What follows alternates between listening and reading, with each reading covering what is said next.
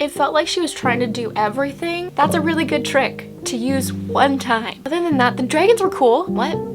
Hello everyone and welcome back to another video. Happy New Year's. And today I'm going to be reviewing Iron Flame by Rebecca Yarros. I read this over the holidays and I've really been anticipating this book. I really did love Fourth Wing. I didn't think it was a perfect book, but I thought Fourth Wing was a very fun book to read and I was really hoping the same out of this. I was pretty disappointed and today I'm going to be giving honest review and really delving into the story and what I liked, but mostly what I didn't like, unfortunately, with this book. So today's video will have many spoilers. Like if you have not read this book, then bye. In the meantime, you're more than welcome to watch my review on Fourth Wing. I did it with no spoilers and it's a whole reading vlog, so feel free to watch that. If you haven't read Iron Flame or Fourth Wing, then you can watch that video today. So Iron Flame is the second book in the Imperium series by Rebecca Yarros. Fourth Wing is the first one. We're gonna jump into today different variations in the book. We're gonna talk about plot, we're gonna talk about characters, relationships, some surprises that happen that I didn't really like, and of course Yarros' writing style. Just a disclaimer, it's all very subjective. I'm not gonna be like, you liked this book. If you liked the book, like, that's totally fair. I can see why someone would like this book, but you're also probably gonna see why someone would not. First of all, I want to talk about the plot. This book is 623 pages. I think Fourth Wing was just over 400, close to 500, something like that. So there's a lot of extra content with it, which isn't a bad thing. You know, I love long books too. Quantity doesn't necessarily have anything to do with the quality. Sometimes books need to be longer, but boy, did this one need to be edited. So much happened. I think a good, like, probably close to 100 pages could have been cut off. I think the story focused really on plot more so than characters. I think that was very evident in the writing, and the length of the story was definitely because of plot and not because of character development. The book starts off where we left off in Fourth Wing, where Violet is now in Erasia. Sorry if I'm mispronouncing that. She has just woken up after being stabbed by the venom and now discovered that her brother healed her. Her brother, who she thought was dead, which is like a fun, cool surprise. You know, someone we thought was dead isn't. That's a really good trick to use one time. We'll get into that. Also, I'm looking down because I'm looking at my notes. I think I would just describe the overall plot as messy. I really think there was like a lack of structure to it. I really think it could have been like, I don't know if there was an editor on it. If there was, I think you could have edited more out. Don't get me wrong, it was very entertaining. Like, a lot happened, but it wasn't a breathable story. Like, I feel like you didn't get a moment to like catch yourself after really big events happened. And there were so many large events that happened that when you got to the stuff that really mattered, like even the small thing like in Darna's reveal at the end, things like that, even though they're so small in the moment, they actually carry some of the most weight in the story. They don't necessarily, for me anyway, hit as hard, because I feel like as a reader I've just been like hit over and over again with these big events, that the actual biggest event, despite them taking up the smallest amount of pages and such a short reveal, they actually carry the most weight. Like, it felt like she was trying to do everything and it kind of allowed her to do nothing. You know, like, it just seemed like a hot mess. Like, nothing really, I felt like, had the room to properly land, and it felt like each upcoming event was like trying to outshine the other. Obviously there's the reveal with Brennan after, there's the venom, there was so much that happened. They go back to school. First of all, okay, at the beginning of the book, they go back to school and can just easily integrate back into the college, the war college, despite the fact that they had the whole thing in Resson, which I was like, oh, that came very easily to them to just go back in. But then there's a bunch of assassination attempts on Violet and all the marked ones, which was like a big deal. Don't remember, that's insane. So we deal with them integrating back into school. We deal with assassination attempts. We deal with all these first years coming in and having their own arcs and relationships to Violet. Jack Barlow coming back. What was that? We deal with Kat coming into the picture and how they go to like Kat's like kingdom or castle or whatever and have to fight a venom there, and that's a whole battle thing going on. Solus attacks them in like a cave. We have the actual big attack at the very end. There's all these little things we're worried Xaden's about to die, and like Violet has to rush to where he's being deployed. There's the whole War College bringing in the flyers. I'm at like 10 things, major things that happen in the story. You get the point. You get the point. Like, I am struggling to think about everything that happens in this book, and I finished it last night because it's so much. Like, it's so overwhelming. And I think if there was like a natural kind of story arc to it, there could have been less of these events, and the ones that were chosen would have really impacted the reader and had the breathability for you to consume it and actually be affected by it. Like, I didn't feel like I could actually let anything sink in, which is why I'm struggling to think about all the stuff that happened in the story, because there was so much. Like, I don't know if Rebecca Yarros is a pantser. Nothing wrong with that if you are, but I feel like if you just write to see where it goes, after you do that, you gotta like cut some stuff, babe. But it felt like this was just chaos, and the author was just having fun coming up with doing all these different things. And don't get me wrong, they're fun, but it was too much. It was too much. And I think because of the focus on the plot, characters fell flat. And that was the most disappointing part in this story for me. Characters were very one-dimensional, and the relationships were not amazing either. And that, for me, is why I read stories. Don't get me wrong, I love a crazy plot. But this was too much, and I felt like that's where all the writing focus was on, and the rest of the story really suffered because of that. Let's get into characters. So a lot of new characters are introduced in this, which we will get into, but first let's talk about our protagonists, Violet, and her love interest, Xaden. So let's talk about Violet first. Our girl Violet, the silver one. I've been reading a lot of Goodreads reviews once I finished this, and I see why some people are like really loving Violet in this one, and I see why some people aren't. Because she's very insecure in this story, which I think is a natural progression for her to go to, because she wakes up and she's like, the brother I thought was dead for years is not. The whole government has been lying to us about Venin. Like, she's going through a lot. Her boyfriend lied to her about stuff. Like, everyone's been lying to her and keeping secrets. Naturally, that would make you feel really insecure and unsure about everything. Of course, like that I think was the right route to take her on. So I see why people enjoyed that.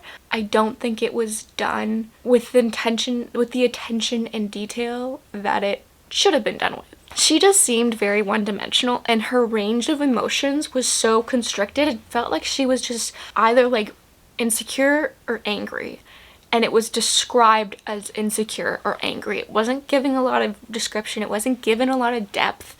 Like, she just seemed very one note, and she was either like mad at Xaden or like mad. She's always mad at someone, which, don't get me wrong, we all get mad, we all have angst, but like, there's only so long I want to read about someone being angry.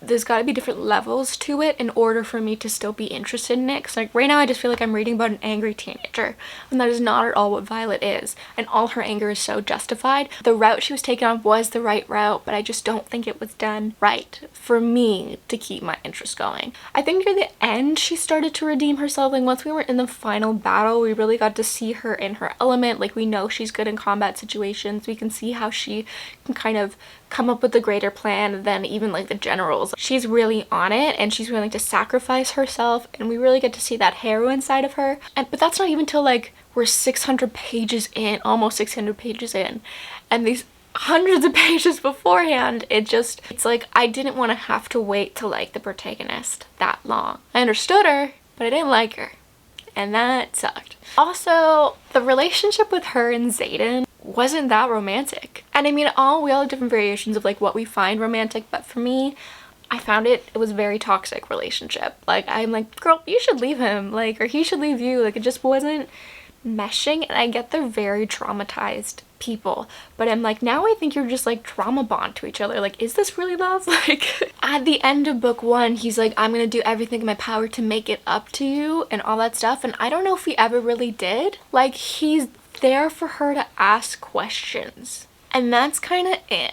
And that whole cliche of like actions speak louder than words, I actually think is very true, And I don't know if he ever really did that. I mean, yes, they would be in battles and he'd save her life, which I know I'm making sound like so dim, but it's like, that's what you do in battles. Like, in terms of outside of the world that they are in their relationships, I don't know if he actually had any redeemable things that he did for her other than he's like, if you ask the right questions, I will answer them. And I get her frustration of being like, just tell me everything I should know. I shouldn't have to ask. And that argument went on the entire book. And then when she finally started asking questions, she asks him what his second signet is. And he's like, I can't answer that. He's like, stop. And she keeps pushing to try and figure it out. So he doesn't even blatantly answer. She has to figure it out. He doesn't even tell her. She figures it out. Didn't you just say you were gonna do everything in your power and answer all the questions? Like, except the ones you don't want to answer. Oh, okay, because that's love. I can't. Also, wow, Xaden, by the end of this book, crazy powerful. If he can read minds, wield shadows, and now he's a venom, bro, I see him set up to be the villain, which I do think is cool. I do think that's cool, because we're probably gonna go to enemies, to lovers, to enemies. Which, wow. That would be cool if we went down that route, you know, and I kind of hope it happens and whatever. He, too, was very one-dimensional. Like, he just annoyed me. In the beginning of the book, he wasn't really there that much because he's now no longer in the school. He has to go into deployment. So he wasn't really there much in the beginning of the books. He was on, like, duty, and now he's, like, a cadet, or not a cadet, like a lieutenant or captain or something. So he's out doing his thing, and he comes back every now and then. And I just, like, whenever he would come back, I almost started to hate it because it just meant that they were gonna have a fight. They were either gonna have a fight or they were gonna have sex. As much as they're like, we're gonna fight it out. Don't get me wrong, couples need to fight. Like, that's something that happens, but I'm like, y'all need to not fight so much. Like, if you're in a long distance relationship and every time you come back together, you're just fighting, don't know how to tell you this, but might not be the healthiest thing for you. While she was alone, like, we were learning about all these, like, different things that were happening within the world, and she was progressing as the cadet that she is, and that was interesting. We had her friendships in the first years, like, that was all cool. And then Xaden would come back and I'm like, leave. You're not interesting anymore. This isn't... And it annoyed me when he came back because, like, don't get me wrong, if you're in a long distance relationship, when your partner comes back, you're like, wow, let's do some stuff, you know? But she was just, like, instantly this, like, horny little teenager. Every time he came back, they would either fight or sleep together, and it just kind of fell flat for me. Like, it didn't feel like it was two people being intimate together because they loved each other. It just felt like two hot people being intimate together because they thought each other were hot. And it's like, aren't you two in love? I think that's what I'm trying to say. In terms of other characters, like, I think Dane almost had a better arc this time than Xaden. Like, I almost kind of liked him more. Because he actually ends up owning up to his mistakes. Like, he genuinely apologizes for his part in Liam and Soleil's death. Like, he's like, you're right. I had a part in that, and that is my bad. Like, he respects Violet's boundaries of how much she wants to talk about it.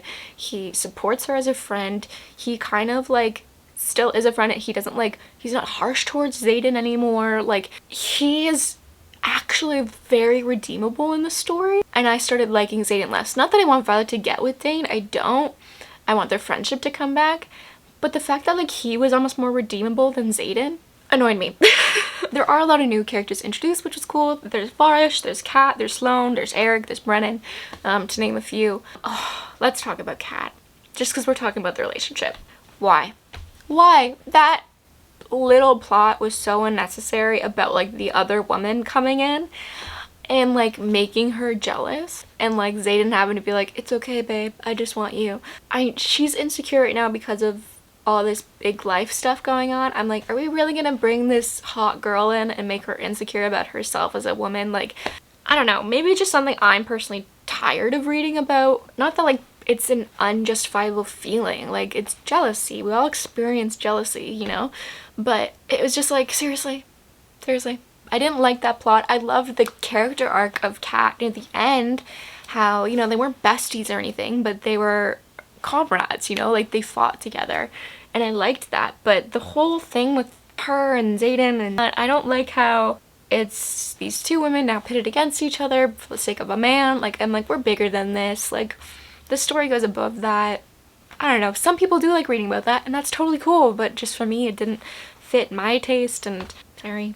Varish was a great villain. I think Varish was really fun to to have in the story, have as a professor and the kind of villain he gave, very Umbridge vibes. But the fact that he's like gone halfway through the story, like, I don't know, like in the 5th Harry Potter, Umbridge is the villain throughout the entirety of it for the most part until Voldemort comes in. Like, she's there for 3/4 of it. Varsha's there for like half of it, and then he's gone, you know? And then his dragon comes back for a moment just to add some drama in there that doesn't need to. Like, the fact that these huge events come in, like the whole Solus thing where Varish's dragon attacks Cat, Sloane, Sia, and Violet, it's just so we can actually find out that Sloane is a siphon. Like, I get that Indarna had some moments within that where she kind of like protected Violet and all that kind of stuff, and she saved Cat's life, but it's like that was really just to justify Sloane being a siphon for the very end. Why did it need to pretty much be a chapter? Like, you know, in terms of Sloane, I did like her. I think her arc wasn't given the time that it needed because there's so much in the story, because they focused on plot other than character. Sloane was cool to have in the fact that she she hated Violet off the bat, and like slowly revealing through the letters that Liam told her he should actually really trust her and she said to protect her. But we didn't really get to see that change in Sloane. It's like she hated her and she hated her, and then all of a sudden, as soon as the flyers come into the school, Sloane's like, we're good. But we didn't really, there was no conversation, there was no action or event that really, like, not that we needed more events, but gesture, I guess, to say where we're like, oh, okay, they're on the same page, they're good. It just kind of happened. I don't know if the writing was like trying to focus on characters, but then the events just got too much, and then so much was left and it was all character. Like the fact that the little prince, he was there.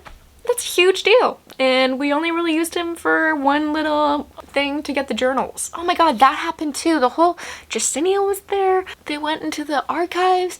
So much happened. But Eric also wasn't given a lot of time too. He was just kind of there to be like, we got a prince and he's fighting against his dad, even though we're really not going to talk about the kingdom that much. Like, I still don't really know. It's weird that we're in a kingdom. Maybe it is just, I don't know. Maybe I just feel weird about it. He wasn't giving enough time. Brennan wasn't giving enough time. I'm like, I don't really know Brennan. I don't really know the guy. I know that he died, but he's not, and he's leading this revolution, and that's it. I don't really know much about him as a brother. I don't really know much about him as a general. I just know that he is a brother and he is a general. Even though I don't know if general is exactly what he is. He's like the leader. I don't know the ranks. All this to say, he doesn't have much to him other than that. That was disappointing because he's someone really cool who got brought back from the dead. Speaking of being brought back from the dead, this happens about halfway through the book almost. And I think I took a few days off from reading this book because it genuinely, I was like, why? Jack Barlow comes back from the dead. The mender Nolan has been spending so much time mending Jack Barlow. Why? I don't know. As soon as he came back, I'm like, there's a connection between Jack and Varsh. There has to be. I feel like they're somehow intertwined, you know, like there's something about them that's similar. I'm like, that's probably why. No. I was wrong. That's okay that I was wrong. He was brought back even though he was crushed by a mountain. Crushed by a mountain. And mended. And then all of a sudden he's back and he's nice. I guess he's nice now. He even saves Violet from an assassination attempt. Well, not assassination attempt. She kills them. But then she's like hanging off the building and he's like, I gotcha. Which was weird. And then we don't talk about it ever again. And then we don't see Jack ever again. We're just like, okay, I'm just moving along the story. A couple hundred pages later, still no mention of him. I'm like, why was he brought back? Why was he brought back? He's got to come back again in order to make it justifiable. He comes back at the end and he is Venom. And before Violet killed him, he was turning Venom. I still don't understand how someone turns Venom.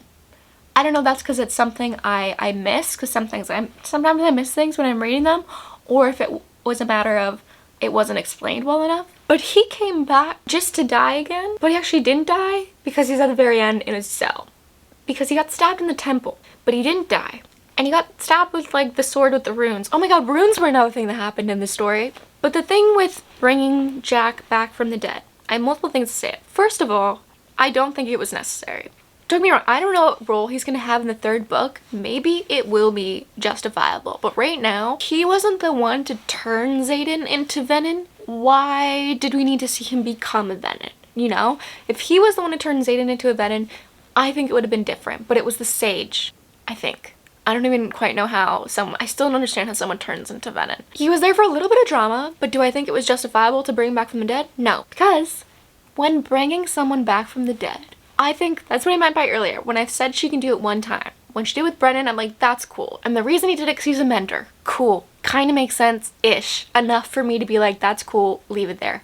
But then she brought Jack back after being crushed by a mountain. And then for me, it puts a distrust in the writing. I'm like, so is bringing people back from the dead just something that we're gonna like do? Can menders just keep doing that? Why was Jack chosen to be the one to be brought back from the dead?